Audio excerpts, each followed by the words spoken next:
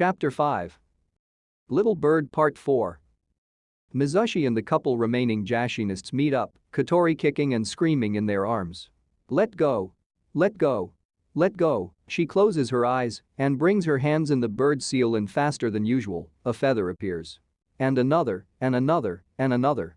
For the first time she's able to summon more than one, and none of them fall, they float. Before the cultists could even wonder what these are, they fly in their direction like kunai and stick into them, drawing blood. Shit. One of the cultists curses and hits her on the back of the head with a karate chop, knocking her unconscious. Damn brat. You were aware she possesses chakra, knowing jutsu should have been expected. Mizushi calmly states. The one carrying Katori gives her to his one colleague, who managed to get out while he plucks feathers off himself. They need to move as quickly as possible. They have a bit of a head start, but that might not last long, and Mizushi doesn't have any means to teleport further ahead. Luckily, the mountains have seals on them to prevent sensory types from spotting them, but that doesn't work as well if their pursuer knows something's up with the mountain. They quickly make their way to the hideout in the mountains and the main chamber where Fudo awaits. On entering, they see Fudo already in the middle of a ritual, an unconscious Itsu lying atop the stone altar surrounded by chakra. She appears severely weakened but alive. Is that the girl? Place her on the altar and join the ritual. We'll extract chakra from both. This no-good mercenary was hiding such an enormous chakra reserve from us. It's been hours, and she still has plenty to spare. The cultists do as instructed, while Mizushi watches from the side. His eyes behind the mask are focused on Itsu. Barusa, if you knew of her chakra but were keeping it secret, I'll fucking kill you myself. No, sir, she never used any jutsu around me. You better not be lying. Now get out of here, you heathen. I've told you the ritual side is for the faithful only. Fudo snaps. There may be pursuers. If they come, I'll need to protect the ritual. His head is facing the entrance, but his eyes are still focused on the struggling Itsu. She's barely able to move, let alone fight back. This is it. This is what we needed. With this, Lord Jashin's curse will be revived, and we'll crumble this pathetic piece they're building. There will only be carnage. Fudo says those words through a dark grin, getting giddy just thinking of the murder he intends to bring upon the townsfolk. Even more than what his cultists have done in the initial assault. Fudo cackles. His fellow Jashinists follow. Mizushi remains silent. The cave rumbles. A series of loud thuds is heard from the outside. Mizushi looks to the entrance. Much faster than even I anticipated. I'd hoped there'd be enough time, but alas, shit, the seal's broken. How is he already on us?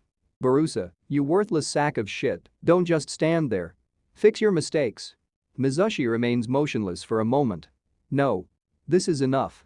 What? I told you to go. Fudo sees two Barusas, their forms fluid as parts of them are still water, run to the two remaining cultists and engulf them in water. They struggle to breathe and break from the ritual. Fudo turns around, furious.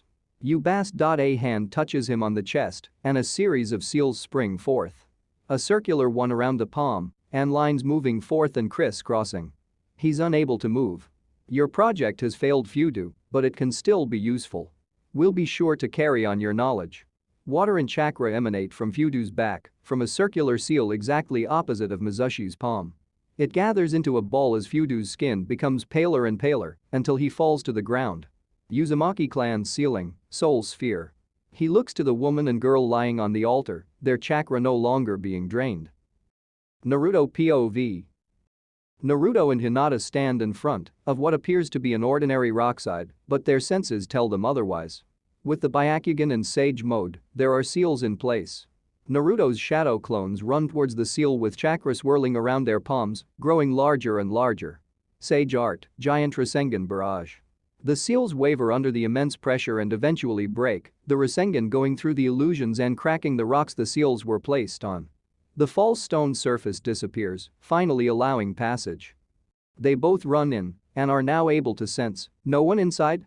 They share a glance to make sure they're both sensing the same thing. Only Katori is here. They head right for the chamber to find Katori lying next to a broken stone altar cracked in half, dead cultists, and no sign of the water style user from before or the woman with the kunai. Wah, what happened here? Did they have an infighting? I'm not certain. It would appear that way. Hinata takes a closer look at her surroundings. She doesn't see anything within her range, but she does focus on something she saw once the seals were broken. The walls have multiple markings on them, pieces of rock risen in an unnatural way, and inside each and every one of them are shinobi corpses, the ones who disappeared in the surrounding area. This is horrible. What is? Naruto asks as he goes to Katori and makes sure she's well. The missing shinobi are inside these raised stones. All the ones in Lady Tsunada's report and more. All of these? Naruto looks around at the numerous stone markers on the wall. He looks saddened. Shit, if only we knew sooner. He tries to ball his fist, but holding Katori reminds him of his priorities. We gotta get Katori back first.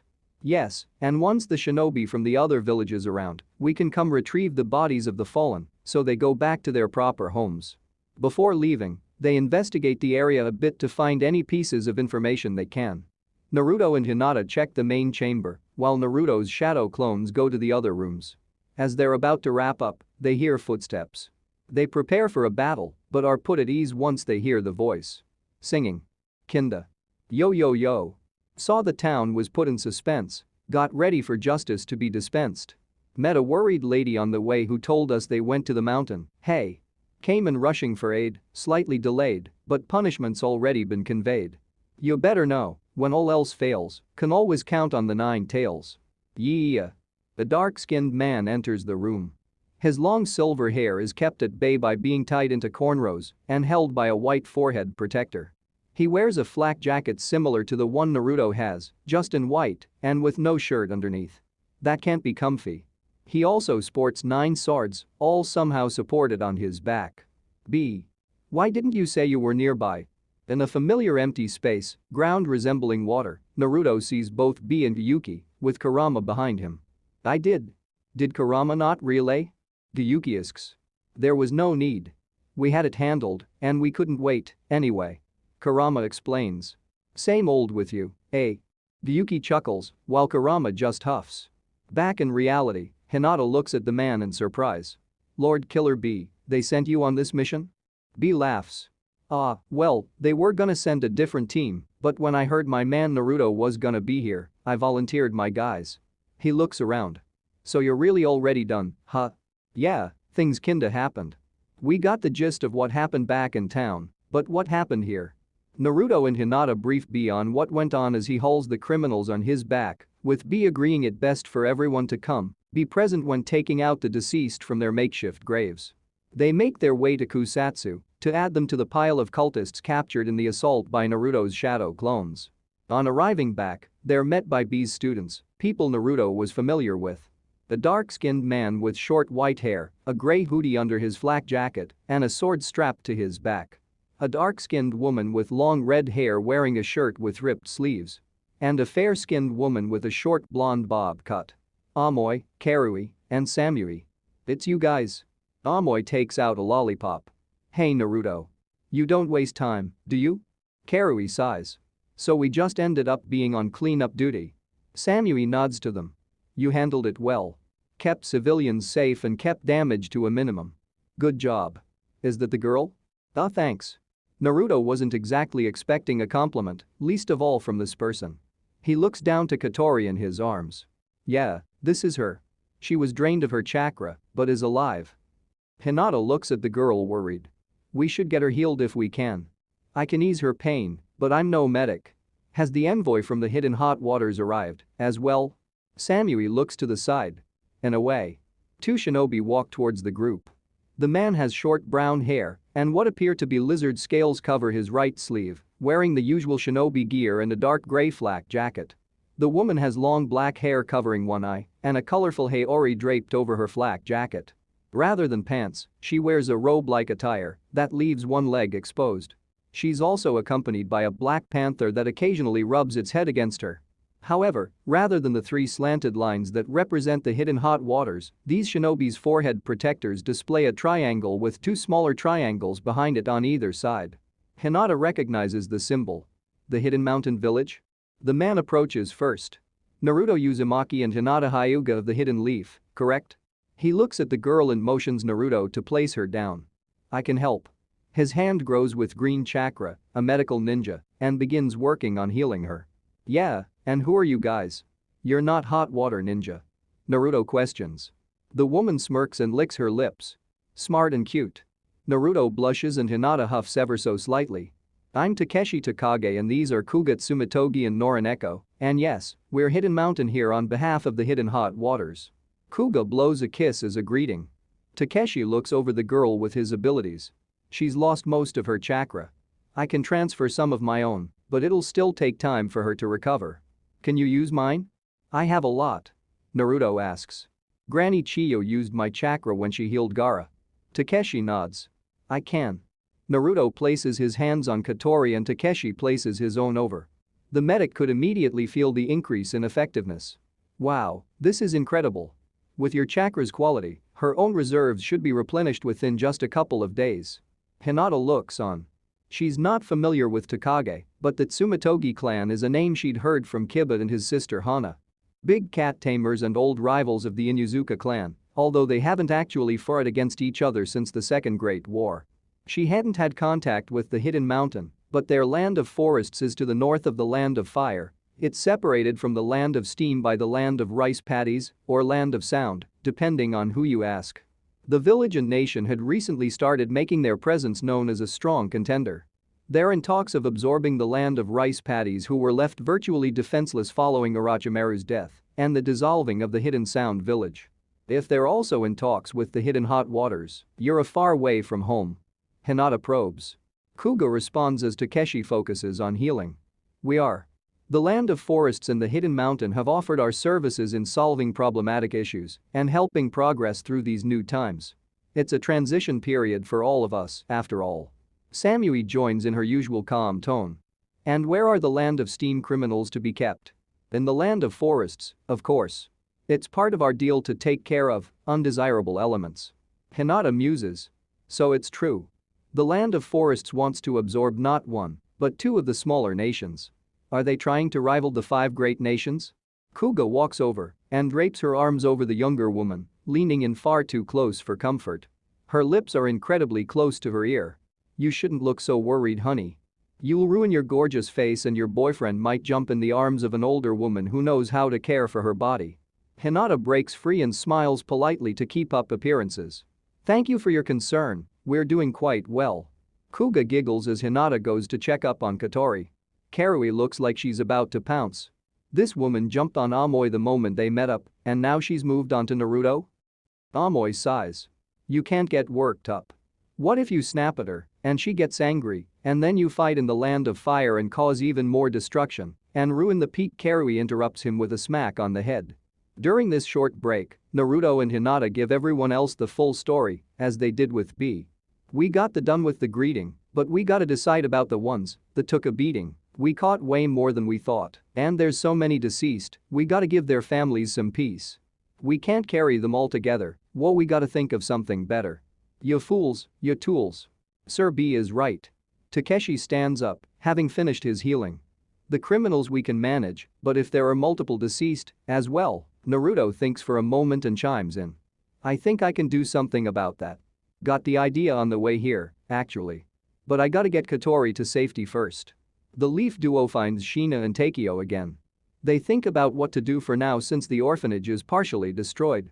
Thankfully, just because they're mayorless, that doesn't mean they're without guidance. Shina is well respected among the community, and the mayor's office gives aid. Katori is left to the care of the hospital, while Shina and Takeo are taken to the old school building which is to serve as a temporary orphanage. In the following days, the kids are returned, and it takes some time for them to understand what happened and why Katori is ill, but they take to their new environment well, all things considered. The shinobi from the three villages make their way to the cavern system and begin digging out the deceased. The process is greatly sped up by having dozens of Naruto clones. Naruto Inner Space. While this is all happening, Naruto and B find themselves in their inner space, where all tailed beasts reside. Kurama begins. Gyuki. The one we fought and managed escaped. He summoned the Kappa. Gyuki looks and sounds surprised. What? How? What happened? We fought it off, pushed it back to its prison. Oi, you mentioned something about that, what is it? Yo, I ain't ever heard of no Kappa either. Gyuki speaks up. The Kappa is one of many creatures that once roamed the lands. Honestly, we don't remember when they appeared or even if they were here before or after us. But they're strong. Incredibly so.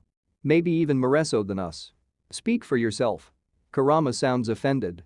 Either way, they're strong. Our power could be harnessed while others formed pacts and summoning contracts.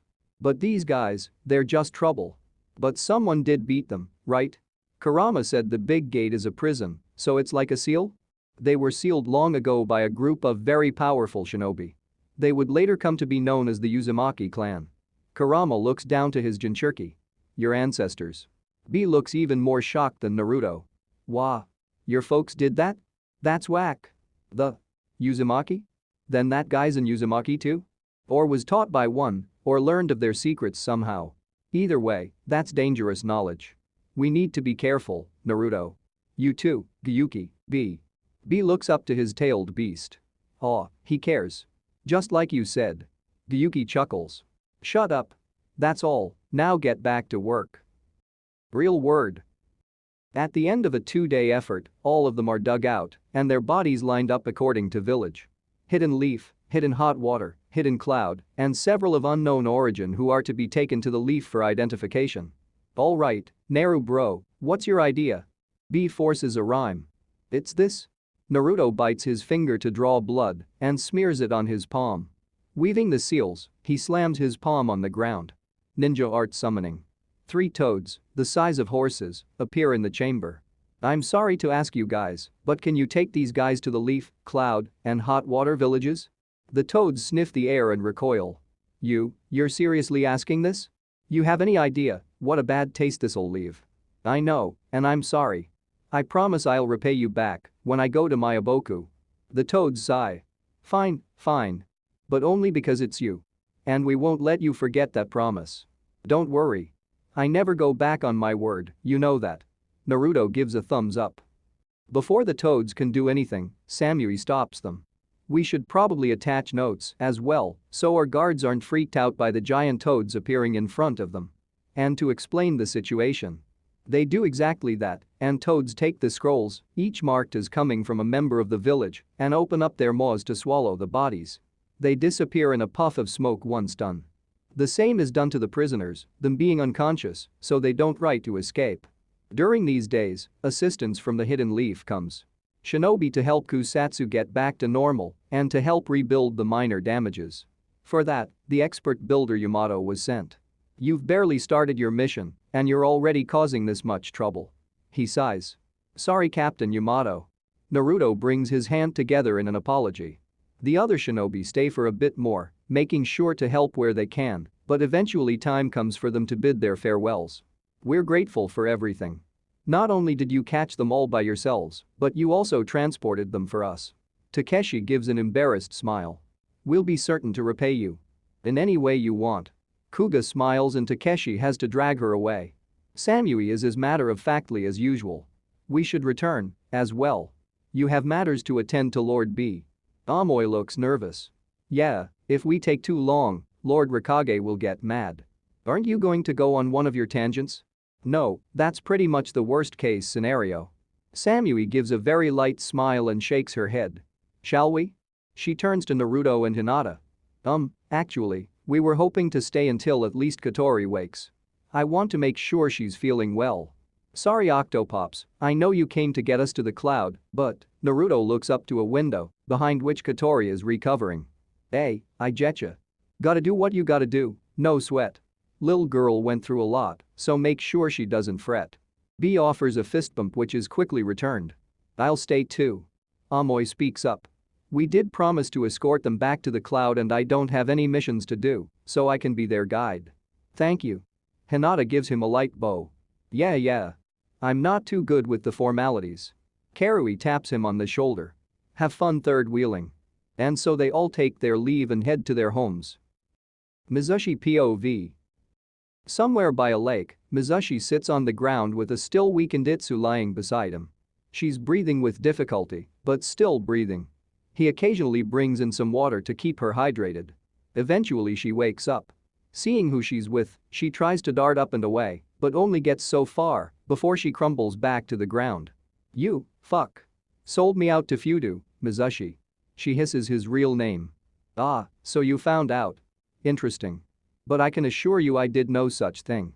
However, he found out, he did so on his own. If I had sold you out, I wouldn't have taken you away from him. She looks around. Where are we? What happened? Fudu tried to use your chakra and the girls, but couldn't do it before the Nine Tails arrived. So I took you out of there. I presume Fudu has been defeated and everyone involved has either been killed or apprehended. Why, would you save me? Speaking is exhausting, but she's also trying to distract from the pain.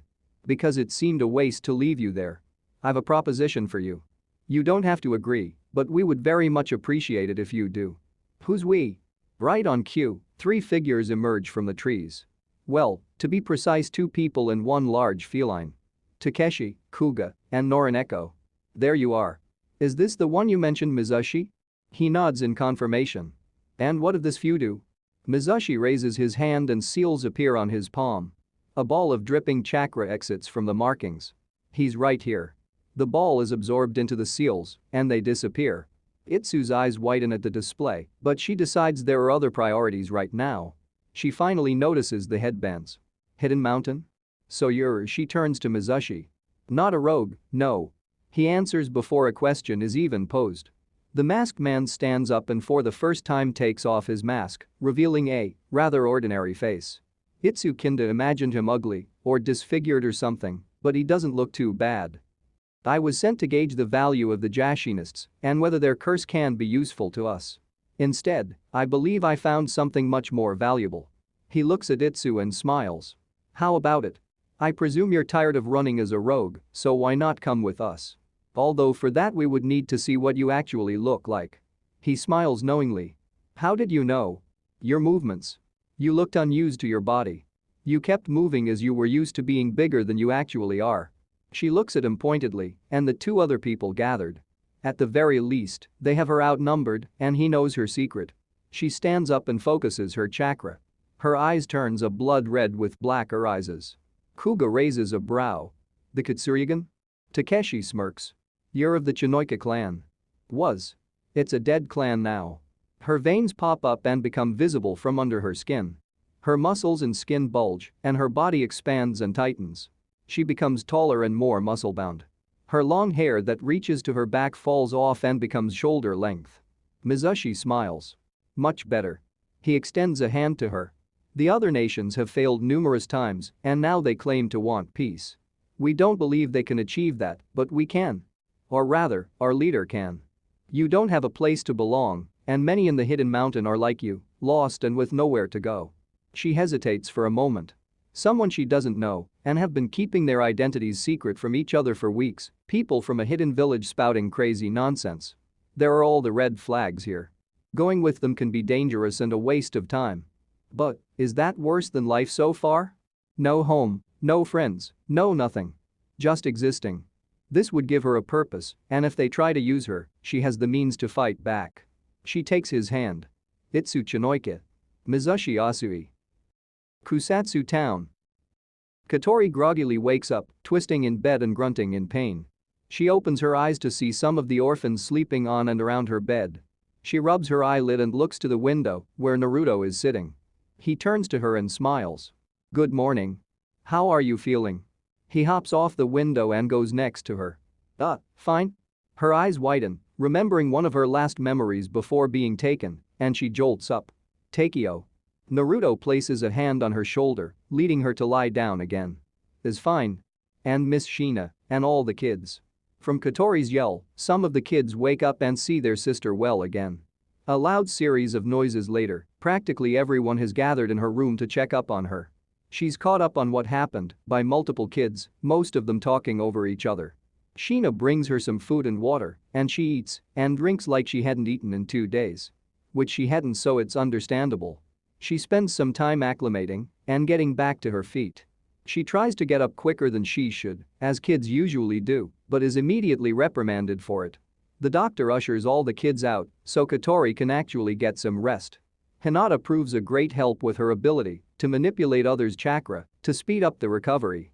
Naruto watches on as Katori's treatment from the back and gives a thumbs up. You're gonna be right as rain in no time.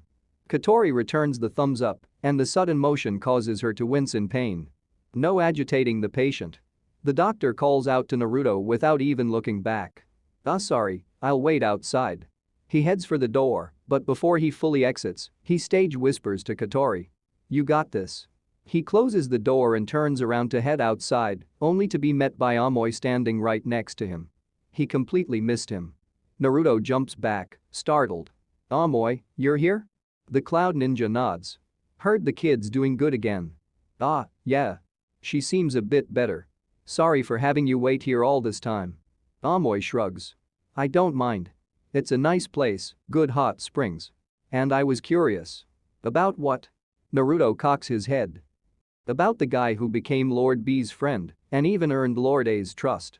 You're a guy who stands by his beliefs and by people. Even though you got a mission to get to, you stayed back here to check up on the girl, even though you got no connection to her. I mean, it wouldn't do right to just leave her, right? She went through a lot, and she needed someone to help her. And she wants to be a ninja, so we gotta show her what ninja do, right?" He gives his usual grin, to which Amoy can't help but smile. "And besides, she kinda reminded me of myself growing up and learning ninjutsu against all odds, so I wanted to make sure she doesn't give up on her dreams." "And you're not the type to give up, are you?" "Nope." A couple days later, Katori is feeling much better and is able to move around as if nothing had ever happened. She's out in the schoolyard with Naruto and Hinata. It's not the same as the orphanage's playground, but it works just fine. Naruto is showing her some of the basics in fighting after Hinata had finished showing her more chakra control. Katori plops down on the ground, exhausted. "This is way tougher than the stuff Takeo shows me. Being a shinobi isn't easy, that's for sure. Takeo's Jujutsu is awesome, he's a good guard, but being a shinobi needs a lot more. Isn't there a faster way to do this?" Katori is panting heavily. He sits down, as well, next to Hinata. "There are no shortcuts to your dreams. For anything that's worth going for, you gotta fight and fight hard. Right?" He turns to his girlfriend. "I know that all too well." She places a hand over his and leans her head on his shoulder. "To not give up and never go back on your word. That's a good ninja way to have." Katori sticks out her tongue. "Bleh. Do the lessons need you to be all mushy? Are ninjas supposed to be mushy? Hey, you were all mushy with the other kids. And Miss Sheena. And Takeo. That and this is different." The voice comes from behind. "It's not exactly a shortcut, but maybe I can help." Amoy comes in front of Katori. "Mr. Amoy?" "That's too formal." He sits down in front of her. "Over at the hidden cloud we live way up in the mountaintops, so the air's different than down here, so it's harder to breathe." "How can it be hard to breathe?" She tilts her head. Amoy simply continues. "We've developed some breathing techniques to help with fatigue. Maybe it'll help you, too." Katori looks excited at learning something new. Hinata looks worried. "Should you be revealing those techniques?" If Katori becomes a ninja, she'd be a hidden leaf. Teaching her another village's secret techniques might be a bit much. Amoy shrugs. "Maybe. It's entirely possible that all Leaf Shinobi will learn this technique and then figure out our other techniques and learn everything we know and do it better until we're basically the same nation and we just become the hidden Lee." Katori pats him on the leg, which seems to snap him out of his delusions. He clears his throat. "Either way, it shouldn't matter. If we're to be allies, then consider it the first step. You listen in too, if you want." Amoy shows her breathing method to maximize her lung capacity and be able to last longer before being exhausted. She doesn't really get it at first, I mean, it's just breathing, right? How hard can it be? But with being told for how long to inhale, how long to hold, how long to exhale. Who knew there was a method to all this? She could have done without being told to do this for half an hour every day. Half an hour a day is too much of anything, even eating. Hinata opens her eyes having finished the exercise. It truly does make a difference. "Thank you, Amoy." She bows from her seated position. "No, like I said, maybe asking her to not be so formal is asking too much." The three look over to Naruto, who's been awfully quiet. Hinata expected him to have started complaining 5 minutes in, as usual. Instead, he's sitting completely motionless with orange semicircles at the corner of his eyes. Naruto? Why did you go into sage mode?" He snaps his now yellow eyes open and looks around, only now noticing the heightened senses that come with his abilities. Oh, sorry, I got so absorbed into it, I kinda subconsciously started gathering natural energy. He rubs the back of his head. Katori looks amazed. Is that what happens when you breathe? Will I get yellow eyes like that? No, that's just something Naruto can do. By this point, the group is called in by Miss Shina. It was already time for lunch, which means that these three would have to leave after. Katori's trying her best not to look saddened that they couldn't spend more time. Lunch came and went with the usual chaos expected of the kids. Naruto couldn't help but smile at the energy they all exhibit. You can feel the warmth and love. Katori has a good place to call home. It's nice here. And with lunch done, the time came to say goodbye. Katori hugged Naruto and Hinata, and even Amoy. I promise I'll keep training. Every day. I won't stop until I make it to the hidden leaf and become a ninja. I'll breathe properly, and I'll train my chakra, and I'll keep training my taijutsu. With each word, her eyes become more and more glassy as tears begin to fall. She sniffs and wipes her eyes. Naruto and Hinata squat down and give her a big hug. Hinata brushes the girl's hair. I can't wait to see you in the leaf and greet you as a fellow shinobi. Naruto wipes away her tears with his thumb and grins. And then we can go on missions together and kick butt. Katori gives a firm nod. They stand up and turn to Shina and Takeo. Thank you for your hospitality. I apologize for the inconvenience and that we couldn't help sooner. No, don't be sorry. You did so much for us. If it wasn't for you, there's no telling how far those people would have gone. You saved us from a much worse fate. Shina bows to them. Thank you. The three wave them off as they head off into the distance. Just barely out of Kusatsu, Amoy is leading the two on the couple-day trip to the hidden cloud. Naruto is uncharacteristically quiet, and Hinata notices this. A part of him can't stop wondering about Katori and her dream of being a ninja. Will she be able to pull it off? Will she have the time and opportunity to actually train? Was the few instructions they gave her about chakra going to be enough? He stops on a tree branch. Noticing, Hinata and Amoy stop as well. He balls up his fists and breathes in. Hinata, I. She flickers next to him and places a hand on his cheek. I know. I feel the same way. He smiles and looks at their guide. Amoy, I'm sorry. We might take a bit longer to get to the hidden cloud. Amoy sighs. Yeah, that's fine. Katori POV. Katori is looking out her window from her bed, curled up with her sheets over her head. A part of her wonders if she should have asked them to stay longer. She knew they're busy people and have things to do, but maybe they would have agreed to it. She only had a little time to learn some things from there which are helpful, sure, but she was having fun actually learning. She forms the bird seal. Breathing in, this time she knows what she's doing. She knows what her chakra is doing and where it's going, so she pays closer attention. A feather appears, but this time she doesn't get overly excited or even look at it. Just keep focusing. Focusing. Focusing. Until she's interrupted by the door opening. It's one of the orphans, a bit younger than Katori, and she looks excited. The feather falls again. She grumbles. What's got you hyper, Aki? She turns to the girl at the door. Katori.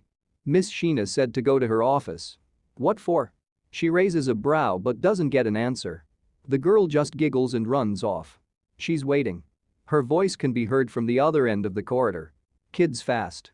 Katori gets off the bed, puts on a pair of shoes and heads to the temporary office. It was once the school principal's, so it fits that Miss Shina would use. It's also in the center, so she has equal access to every spot in the school. She knocks on the door, coming in. And enter. Inside, she sees Miss Shina at her desk, Takeo standing next to her, and Naruto and Hinata. She looks between them confused. Didn't you go? Ah, well, we did, but Naruto looks at Hinata and the two share a glance. We talked about it and asked Miss Shina if it'd be okay. If you want, we'd like to adopt you and. Without even hearing the rest of the sentence, she runs directly at them and gives them a big hug. Her face buried in their clothes, she begins crying. They both squat down and give her a proper hug as Shina and Takeo look on, tears welling up in their eyes. End of chapter 5.